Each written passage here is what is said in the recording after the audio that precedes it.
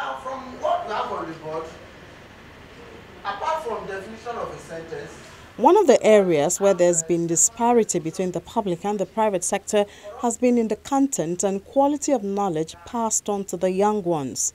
The curriculum for education in Nigeria is based on the Universal Basic Education Program, which was introduced in Nigeria in September 1988. Following this, in 2008, the federal government of Nigeria, through the Nigerian Educational Research and Development Council, developed and introduced the 9-year basic education curriculum in schools by realigning all extant primary and junior secondary school curricula to meet the key targets of the UBE program. In view of some contemporary and national concerns and to make the curriculum more practical, relevant, interest-generating to the young learners, and in line with global best practices, the 9-year BEC was recently revised in 2012, and its implementation has just commenced in September 2014. In the Ministry of Education, that is manned by qualified personnel. From time to time, our curriculum is upgraded. The curriculum committee, which of course embraces people from different departments in the education sector, even outside the state government personnel, sit together to upgrade the curriculum. Not only even our curriculum, even the materials that are used in our schools are reviewed from time to time. And that is why, if you are an author, you have a book to present for use in our schools, you must present these books to the curriculum department that would, sit over it, review it critically, and then proffer some recommendations, give you recommendations on how you can improve on them and so on, before they are even finally approved.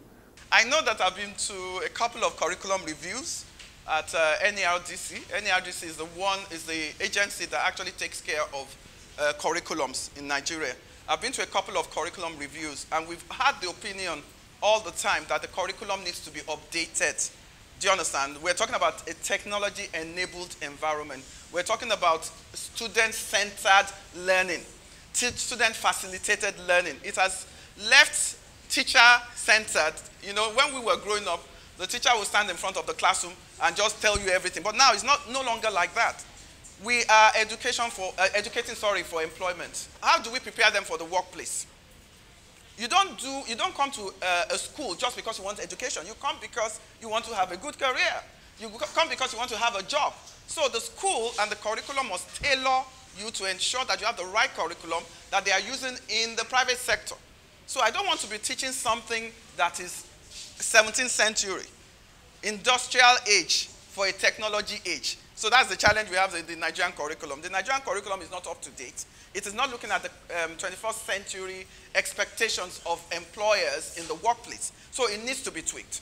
Now the government is also encouraging parents to discover inherent talent in their children and possibly empower them better by sending them to technical schools. I've been making a lot of circuits without anyone. A lot. Even before I entered this school, I've been making a lot of circuits myself without any assistance. Okay, to create more things like robots, helicopters, cars, aeroplane, and so on. Things like automatic things.